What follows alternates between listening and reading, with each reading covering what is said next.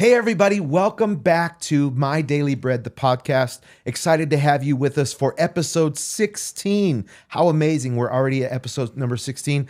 I am happy and excited to have with me today my friend and brother, pastor and leadership coach, Joey Salinas from right here in Phoenix, Arizona. Pastor Joey, I will call you Joey throughout the podcast today, but I want to let everybody know who you really are. Wow. And I'm so honored to have you here with us today. And if you would make welcome Pastor Joey Salinas today, we are going to jump in on our conversation today. You're a leadership coach. Yeah. And I follow you on social media.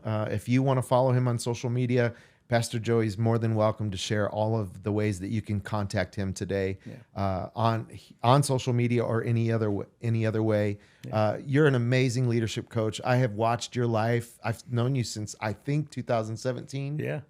And I have watched your life just take off as you've taken bold steps of faith. And I've actually taken some of those same bold steps of faith and excited about anything you're going to share today regarding church and leadership and just personal leadership. Yeah, absolutely. Yeah, so welcome. Well, I'm glad to be here. You know, I feel like it's like just another one of our conversations we have over some coffee or, you know, after a church service or one of those things. It's just, they're invaluable times. And I'm super grateful to be here and gracious to be invited by you. Awesome. Pastor Joey is also the father to one of my grand dogs, Saint, who is just an amazing one of Sammy's wonderful babies. Those of you who don't know Sammy, I guess you got to follow me on social media to figure out who Sammy is and who Saint is. Yeah, because you'll get to see all that. But you have been in church ministry for how many years now? Wow. I mean, I guess our church ministry journey started in probably 2008. Okay. And that wasn't like full-time ministry. That was like we were youth pastors, my wife and I, in a South Phoenix church, very small church, and then kind of just gradually made our way. We pastored our own campus out in Surprise. We ran a Bible college for several years, and then now I'm one of the executive pastors at Faith Christian Center. So full-time ministry, I would say it's been about 7 years of full-time ministry with a little break in between there. I felt like it was called like my moment of reset, you know, just not too long ago from 2020 to 2020 into 2021. So it was really fun. That's awesome. I want to jump into the conversation because there are some questions that I have for you that I think are going to be helpful to the My Daily Bread podcast audience. A lot of the people who watch our podcasts and listen to our conversations are they themselves church leaders. Wow. Many of them, if they're not already in church leadership, they desire to be in church leadership. So can you talk about the role of church leaders in disrupting the status quo? How does a leader play into the whole role of disrupting status quo when it comes to churches, when it comes to personal status quo, when it comes to corporate and organizational status quo? What role does a leader play into that? I mean, it's a vital one. I think one of the big components that I guess gets overlooked and I guess kind of falls into the status quo is most pastors don't understand that they're called to lead a place. I remember a long time ago, I talked to my mentor, and I said, hey, I really feel like I've been asked to be a pastor. I've ignored it for a long time. And I said, what's your greatest piece of advice? And he said, you got called to a place not to babysit it, but to grow it. And so I think the status quo is I'm going to preach all day, right? And that's my job. But really, that's 10% of pastoring. The other 90% is becoming a leader, finding people to duplicate, finding ways to pull the gold out of people to show them who they really are. Sometimes it's redirection, right? Having real conversations with people like, is this really what you feel called to do? These are some of your skill sets. These are some of your attributes.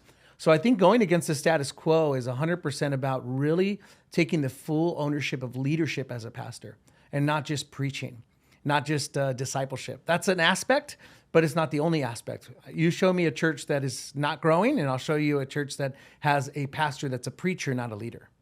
Oh, man. Mic drop. Yep. That's a great statement. So you made one statement. I want to kind of just dissect each one of those statements. Absolutely. You said someone who is able to pull the gold out of somebody's life. Yeah. What does that mean for you? I think that leadership is a calling on somebody's life, but not everybody has the opportunity, number one, to find out if they're a leader. Number two, they don't have the training or the questions to ask, to get asked themselves to find out, do I have the answers, the goal to be a leader? And so pulling the gold out of them is just really getting to know them. It's finding out what drives you, what are you passionate about, what are also the things that you don't like very much. And between all those questions, it's really finding out how do you respond to those things, what you're passionate about, what makes you upset, and really what you feel called to do. And when I dive into those and I start to ask you questions, I think we can find out, do you have the grit to be a leader? And in that time, I think that's a crucial point for me, developing another leader, is identifying, hey, this is your strength. Let's strengthen your strengths. And I think sometimes we get caught into trying to turn somebody into a leader that's really not. And not saying they can't have self-leadership, but not everybody is called to be a leader of people. There are certain role players that play into the picture. I don't think any church or any organization can be successful if you think everybody's meant to lead the masses. But if you pull the gold out of the person, that means I find their skill set, I strengthen their skill set, I give them opportunities to use their skill set at a new level. I've now been able to find out, do you have what is inside of you to lead this next group? So with that being said, what's the first thing you look for in church leadership when you're trying to determine if that person is in fact has the grit, has the calling to be a leader? What are you looking for? Yeah, I think first of all, I see how do they take initiative. Do they take initiative when something's not functioning right? I remember one of my first tasks, and the reason why I got called into helping out with youth pastoring, never on my agenda growing up. I was a sales guy, did really good in sales, never wanted to step into ministry. But I loved Jesus. And I went into church and I find out when I was there, if something was broken, I would step in to try to put my hands on it, right? To try to help, to try to assist. And so I first look is how are they as a servant? Do they pop out? Do they look for opportunities to serve? No matter what it is, small things, large things. And if I can identify that or see that or catch that, I start to gravitate towards it. So I don't always look for the people that are trying to grab my attention. Their servanthood grabs my attention. That's good. Yeah. That's really good. So their servanthood grabs your attention. What is an experience that you've had in developing and growing leaders where it's not worked out so well for you? Oh, that's a great question. And it's happened lots of times. Yeah, I understand. I just really feel like there's when somebody has that thing inside of them that man, there's just something. Even it's untapped potential, or you start to see some of the potential. That's great, but sometimes you see like, oh, maybe I didn't see right, or maybe I was that person was brought into my leadership. I never really brought them here, but they were here when I took over. And so I had to have some of those conversations. So I feel like I've gotten to that point. I had this young guy. He came up to me when I was a church campus pastor out in Surprise. And he told me, Pastor Joey, I really want to be a youth pastor. I've been serving X, Y, and Z. They started with their whole resume. And they're already in leadership there. And so I just paid attention. I paid attention to how did he treat people that couldn't do anything for them? And then I started paying attention to how did they show up when I gave them corrective criticism?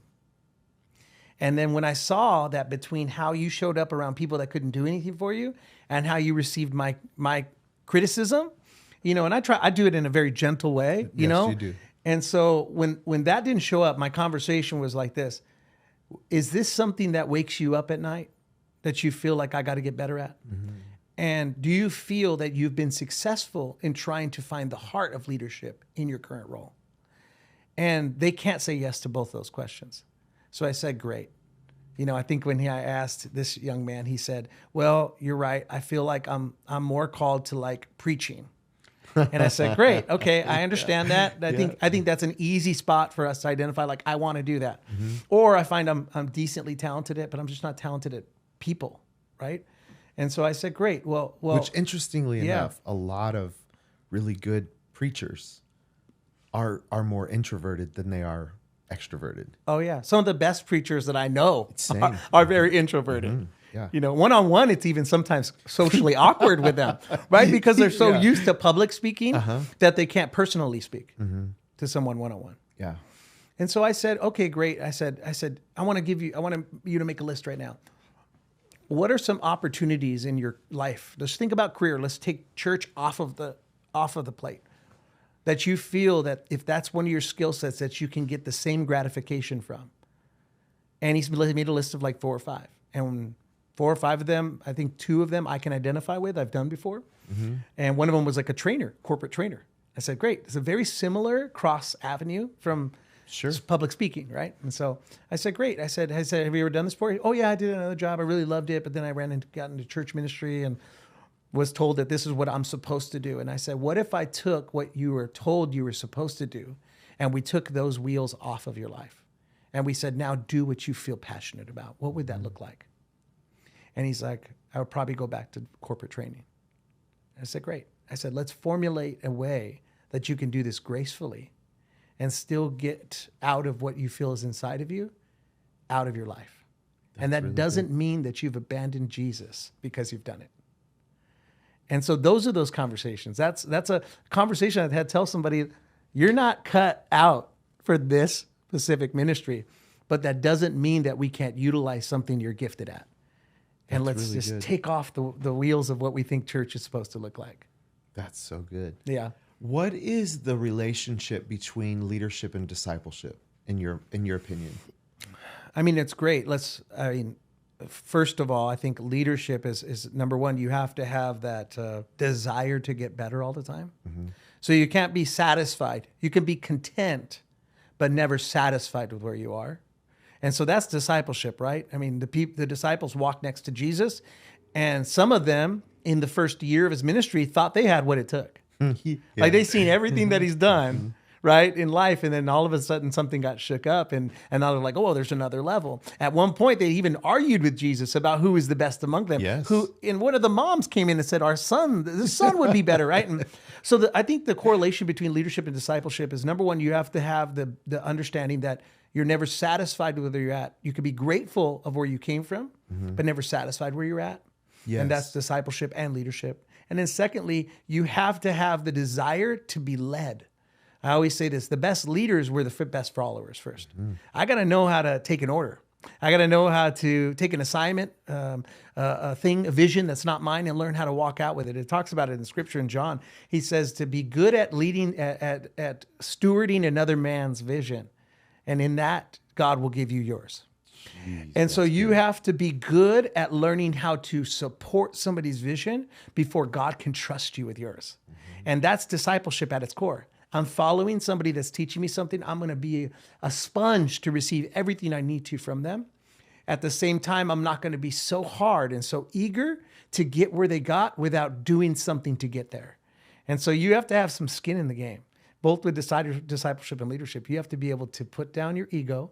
You have to be able to put down your vision at times and walk out somebody else's for a while until you get your own. I think that was the success in Acts that we saw, is that the disciples were able to be humbled by Jesus' death and resurrection and his lessons along the way, that when Acts happened, they were fully equipped to walk out what they needed to. Couldn't agree with you more. That's really good. Yeah. Wow. What are the two, from your perspective, what are the two most important questions a leader is responsible to answer? Those are good things. I'll give you two. Okay. And I think it's all about stewardship. Mm-hmm. It's crazy, but you're going to find the most commonality between leadership and stewardship. Mm-hmm. So it's not always about what you've done. It's about what you've done with what you've got. Mm-hmm. And so to me, it's the word accountability and responsibility. Accountability and responsibility. Yeah. And I'm going to give you new definitions a little bit on these, because this is the way I steward. I love it. Okay. So my responsibility is my response to my ability. Okay. How do I respond to my own ability? That's how I see. What are you doing with what you got? You think about the parable of the talents of silver. The master comes and gives one, 2, 1, 5. And at the end of the day, the one with 2 and 5 multiplied what they had. They had a response to their ability. And because of the response to their ability, he equipped them with more. Yes. And he even gave the person that didn't respond to their ability well, and he gave it to the person that responded best to their ability another. And so like responsibility is one of the key attributes that comes to mind when it comes to a leader. And the other one that correlates with that one is accountability, to take an account of your ability. So no longer it's the response of my ability, how I acted on my ability. Now it's to take an account of my ability. Now I got to take back and I got to look at what's on the cusp of what I do well. And I now responded. So now I have to measure how I responded, and I have to take an account to it. And that can't happen alone. I got to have somebody else in my life that's willing to be an accountability to account for my abilities with me, because we're always going to look at ourselves in 2 ways. Number one, we're going to judge ourselves between our mind more harsh than anybody, but we're also publicly going to think that we've done more than somebody else, because comparison is the measuring stick that I elevate myself in. So I need somebody that's done it at a greater level than me to help me take an account of my abilities. That's really good. Accountability, responsibility. Accountability, responsibility. I'm repeating that over and over because I feel like everybody's wanting to write this down. Yeah. Accountability, the ability to take an account for your ability. Responsibility, my ability to respond to what I've been given. Yeah. Is that what you're saying? What I'm able to do. My ability. I'm able to do. Yeah. So how does that fit in with the idea of something that I've heard so many times in leadership, and I practice this, so I'm basically interviewing you on how to work with this more. How does this correlate with the idea that's taught in leadership circles that you staff your weaknesses and not your strengths? How does that work together? I mean, it works really good. I think with what we just talked about, ability is normally seen as only your strength. Yeah. But also ability is seen as what you're unable to do. Okay. Right? So you have to know what you can do well, but you also have to know what you can't do well. And I agree with staffing and surrounding yourselves around your weaknesses, but you also have to put somebody that does what you do, but you know inside of them they can do it better. And I think that that's one of the shortfalls of leaders, specifically in the church, is that they don't want the young buck to come in, or the person that they've staffed that does it like them or better, to overtake them one day. Okay. It's the Saul and David situation, right? You know, yes, it is. Saul heard, once he defeated Goliath, they started singing a song. And they were talking about like Saul has defeated his thousands, but David has defeated his tens of thousands. Yes. And that got in Saul's mind because really David hasn't walked out one day of kingship, but he's responded to his abilities well. And as a consequence of that, there is something inside of David that will be greater than Saul, right? Yes. But Saul is looking at it as Saul should have brought David under his wing and used that anthem to say, see, there's more inside of you. Now we have to steward it well. Let me bring you under my tutelage so that you can see my errors. You can see what I've done. Because when I leave, I want your floor to be my ceiling. Your floor to be my ceiling. As high as I've gotten, that's where you're starting. And that's really what should have happened. And I believe it would have taken 10 years, less time, and Saul wouldn't have lost his mind because he was so worried about somebody else's abilities that he took his mind off of stewarding his own. Let's play it backwards. Elijah and Elisha, similar situation. Yes. Elijah was supposed to take Elisha. He mantled him. He did his calling. He said, you're supposed to do it. Elisha did the right thing. He killed his oxen. He cut his things down. He said, I'm not going back to where I've been. I'm moving forward. And he sat under Elijah's tutelage for a long time. And the only promise was if you don't leave and you don't quit, you're going to get what he has. And he asked for it. Yes. If you don't quit and you don't win, you get what they had, but even better. And what did he ask for? And he said, well, what do you want? Elijah asked, what do you want? He's like, I want a double portion of what you had. Yep. That's risky. But really what he was saying is that I've been under you long enough to know that there's something inside of me that can supersede what was on paper that you've done. Amen. And that to a leader, to an Elijah, could have been like, hold on, young buck. Slow down. I'm going to put you on the bench a little bit longer. But he didn't. Yeah. He showed him everything he had. And really, at the end of the day, when you read Hebrews and the Hall of Fame, right, of faith, why is Elisha's name never mentioned, but he did double? It's because a good leader will always be recognized, even when the leader that came under them flourished greater than they did. That's so good. I love that. That's one of my favorite stories in leadership is the principle of Elijah and Elisha. Yeah. And we were taught in our church circles for so many years that statement, if you see me when I go, so many people thought that if you're there in that moment, when I'm taken away and up into heaven, that you get that anointing. That's not how that works. No. I have always believed that statement, if you see me, meaning if you do ministry with me, if you do life with me, if you take this journey with me, when my time comes to go on, you'll automatically receive that mantle because you've carried it anyway. You've been carrying it this whole time with me. Yeah. And absolutely you should be carrying it on after I go. Yeah. So I have loved that story, that principle. It's important to me. And I have seen it work that way. Yeah.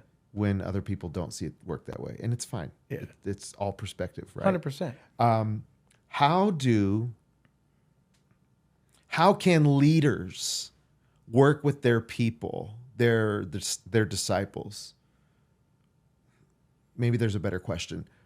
What can leaders do to help those they're discipling get on board with the vision in a more timely fashion? Yeah. Because in my experience, I have seen that it takes a while for disciples to get on board with the vision. So what do leaders have to exercise and do in those situations? That's a great question. Number one, the mission is how to do your vision. And so too often is leaders talk about their vision a lot, but never implement or exercise themselves the mission and how to accomplish it. Okay. And so I believe you have to do two things. Number one, you have to talk about how to do it enough, not just what it is. And you have to be caught doing it and bringing people with you doing it as you do it. Say that. And so yeah, I think a lot of times is as leaders, we can get stuck in saying, I'm all about visionary. I'm 30,000 foot and I don't need to bring the ladder to bring me up to get there. And I think that it's some people won't ever be able to walk out your vision unless they catch you doing it. It says this, a child psychologist says this, but it's real for us today.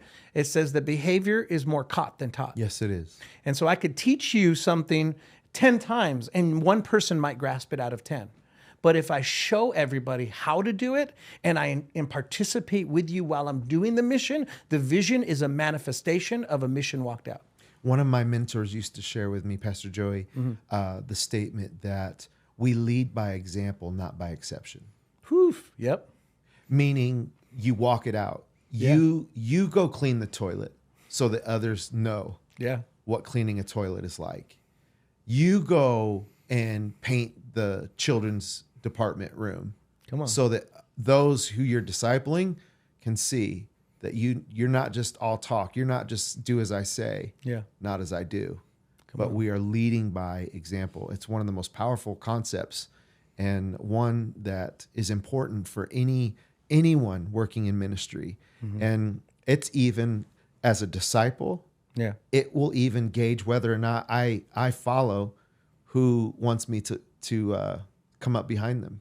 That's right. If I don't see them working, you won't see me following. Yeah. It's just the way it works. That's true. That's and so true. if you are listening to this podcast and you're wondering if that is the person that you want mentoring you, find out what they're doing. Are they leading by example, or are they really good at telling everybody else how to do it, but they themselves can't be found with their hands in the dirt?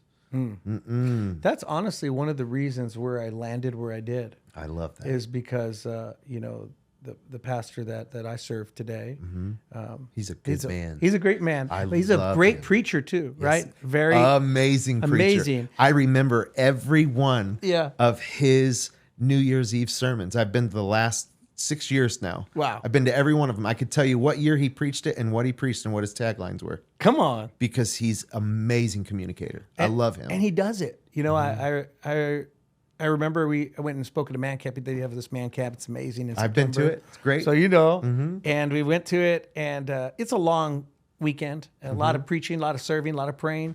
And we get back as a church staff. You're unpacking everything that was there. And normally the lead pastor, the main speakers don't do it. But I was never taught that way. So I'm in the grind. I'm hey, let's unload it. More hands make faster work. And what do I catch him doing? He changes his clothes into some workout clothes, and he goes and helped us empty out everything and put it away before he leaves home. I mean, that's the reality. I will follow somebody that will put their hands, like you said, on the dirt with me anywhere they want to go. Yep. Almost anywhere. Almost anywhere. That's true. That's true. There's exceptions before the rule. If there's a moral issue, we're not following you down that road. Exactly right. Yeah. That's good. That's good. Yeah. I know the man you're talking of, Pastor Sean Moore. Yeah. I love him. Yeah. He's the real deal. Yeah, for sure. Like you. He's worthy. He reminds me following. of like you. You're like that. That's a huge honor for me. I have a lot of work to do to fill those shoes, but wow. Thank you so much. Yeah. What is the number one tool for you in developing a leadership team? I have to be with them.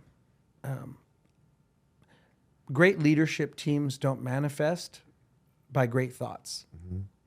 They manifest with great time. Okay. And so time is currency in leadership. Yes, it is. And so I have to get into the meat with you. I have to get into it with you. I have to talk to you. I have to have a well-balanced approach.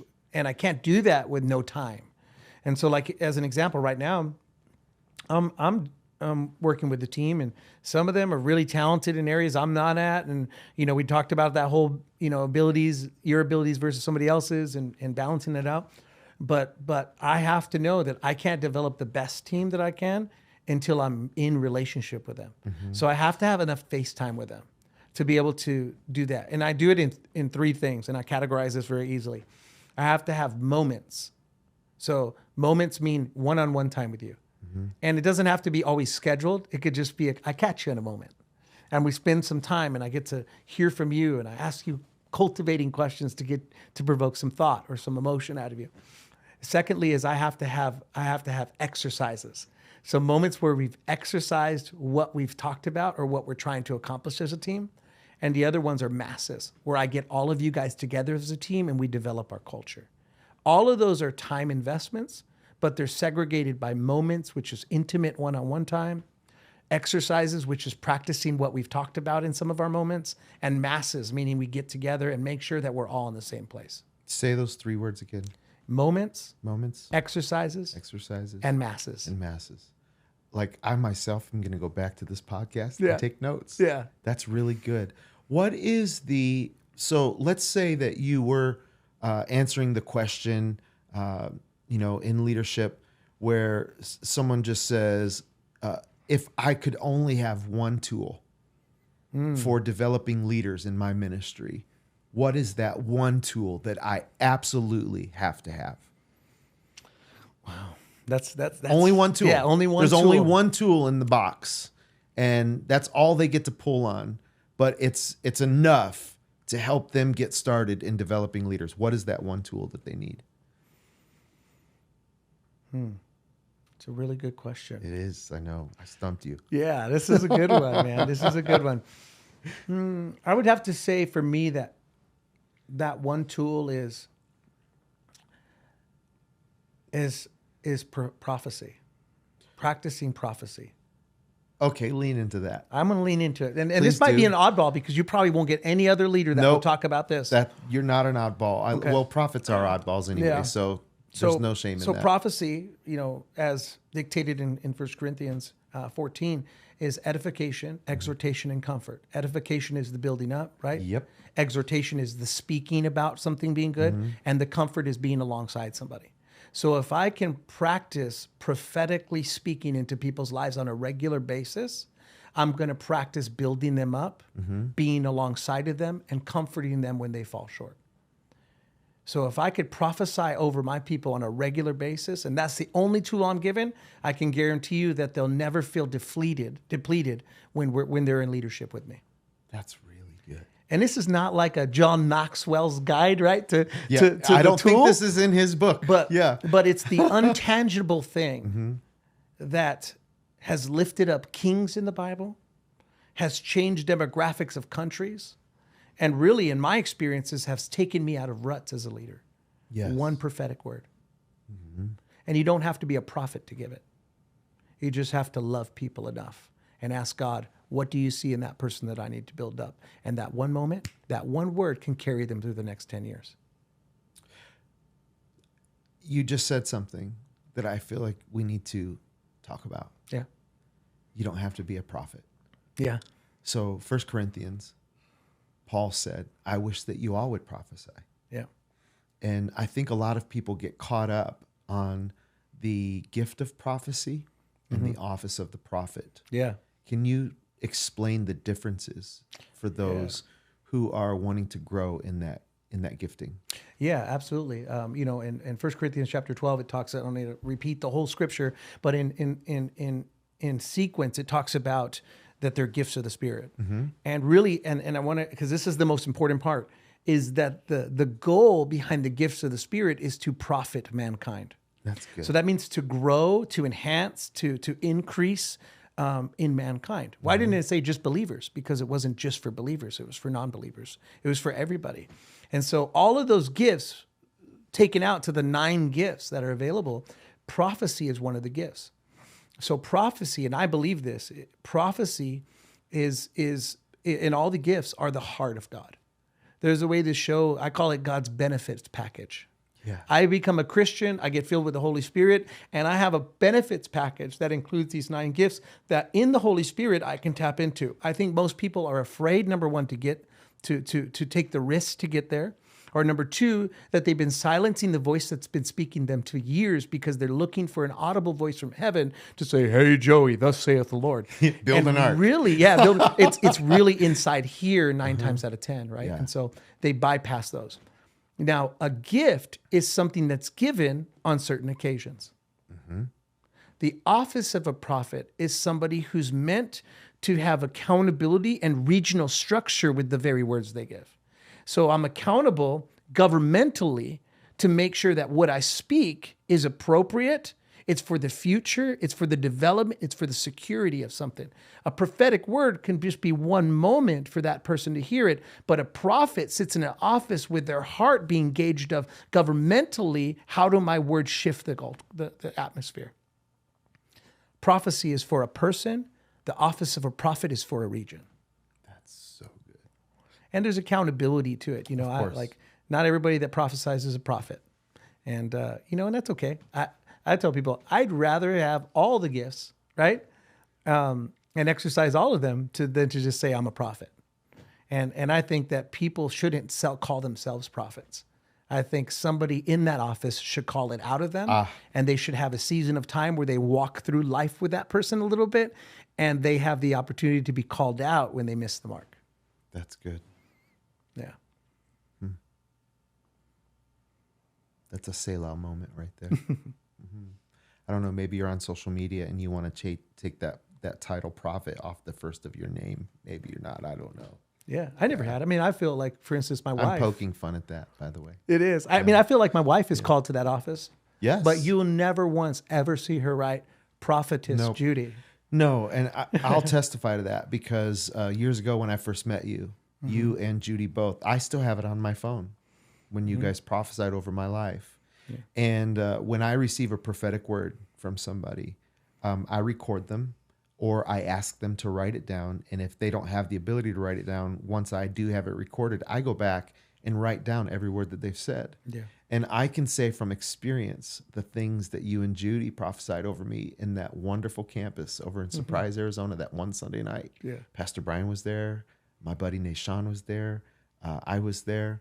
You prophesied over all 3 of us. And I have literally checked off the list of the things that you guys spoke by the Spirit of the Lord that night. I've watched those things happen in my life. Wow. And people forget about the prophetic word when they don't write them down. Yeah. And they'll be like, but I use it as a gauge. A lot of times I'll take a prophetic word that's been given to me to judge a direction. Wow. Like, this is the way. Oh, I had this conversation with Jacinda in the podcast that she and I did together. How do you know about the risk? Well, I'll look at the risk, and has there been something stated in a prophetic word previously that shows me this might be the right risk for me? Wow. Or I haven't heard God say anything about this risk. I don't know if I'm going to do that or not. Yeah. Doesn't necessarily cancel out the risk. Yeah. But it will certainly let me know, I'm like a bloodhound. I'm on the right trail here. Yeah. And I'll follow it that way. And I love it. And I've experienced that with you and Judy many times, and for many prophets. In fact, last year I received a prophetic word in the summertime when life was happening the way it was happening, chaotically. And I went back just recently and read it. I keep them all in my Bible. Come on. And I don't put them in a file away until I see them happen. That's good. That's how I stay firm, because if God really said it, we can hold him to his word, because he said he would never let his word return void. That's right. And that means the prophetic word too. That's right. I love your practice, though. I think that's somebody you guys should listen to today, is write it down. Write it down. Record it. I mean, I think it was super important. Paul was talking to Timothy, and he told Timothy, he says, use your prophetic word for warfare. That's right. Use your prophetic word to fight back the devil, because the devil wants to discourage you, right, from moving towards what God's called you to. But if you don't have something written down, what weapon do you have to speak back to him? That's good. And it really doesn't do anything to him. It just reminds you that you're in the right place. That's right. That's so good. All right. One last question for you. Yeah. Okay. What can leaders do to grow their trust account with their disciples? That's good. I think there's two parts. I'll probably make it as simple as possible. Sure. I think number one, be there for key moments for them. Remember them beyond what they do for you. Remember them for who they are. And so I make it a point to know birth dates and to celebrate people for them, anniversaries if they're married, their kids' names. I mean, now if this becomes where you have like 100 leaders, that becomes very difficult. But that's why you got to write it down. I feel great leaders that have a trust of their team are people that take the effort to remember somebody beyond what they do for them. And so I build a trust tank by remembering that they are somebody, belong to somebody else, not to me. And secondly is give them chances to live into what they're called to do. So as an example, if somebody feels like there's a gift on their life and they want to pastor, I might have to give them moments to develop that. And so I have to take risks, right? That might look like risks to me. 100%. And give them an opportunity to shine. And sometimes to fall, right? Because I got to pick them up and help them do it again. And so I think trust comes with seeing them for the depth of who they are, but also taking risks to get them to the places that they want to be. And I'll tell you what, people will trust you when they know that you care for them. When they know you care. That's right. That's really good. I have a philosophy now that I am developing in my own ministry of find out what they want and give it to them. Wow. Because you will find more out about a person when you give them what they want than if you don't give them what they want. We don't want to find out the negative. We want to find out the positive. Yeah. God will deal with the negative. Absolutely. That's my philosophy. That's so good. Yeah. I love the philosophy. Find out what they want and give it to them. Yeah. That's a risk. Yeah. And that's okay. Yeah. And then another thing, a precious woman in my church taught me this just weeks ago. And she called me out on the carpet, and I'm so glad she did. I loved it. And from the moment on, I have been way more aware. She said, I want to know that when we are in conversation together, that your feet aren't pointed toward the door. And I was just to be there. She was telling me, I want you to be present. When we're talking, when we're in conversation together, I want you to be present. And I can't thank her enough. You know who you are. I can't thank her enough for giving me that heads up. And the reality is, if we're going to be great leaders, we have to receive correction when it comes. Absolutely. And as long as we remain flexible with correction, we'll continue to grow. But the moment we shut it out, we stop growing. So true. And the mantle will pass. It will pass, whether we want it to or not. That's right. Bro, I love you. I love you too, man. I'm so happy to be here with you today. This is a great conversation. How can the My Daily Bread crowd follow you, reach you, get in contact with you? Yeah, well, I mean, social media sites are great. You can look me up under Joey Salinas on Facebook, joey.a.salinas on Instagram. And, I'm just gracious to be a part of this opportunity. I have content on there for you when it comes to coaching and stuff like that. I just believe, like when God's given me something, I just give it away. That's right. And so that's what you'll find when you find there. You'll find stuff that I give away for free. And I love that opportunity to build God's people and God's house. Awesome, bro. Yeah. I love it. Hey, if you have enjoyed today's program, take a minute, leave us a comment. If you're watching us on Instagram, don't just leave a comment, follow us and share this content with your friends and family who may be looking for more solutions in leadership, may be looking for more information about leadership as it applies to discipleship, and so much more. We love you. I'll see you next time on My Daily Bread, the podcast. God bless.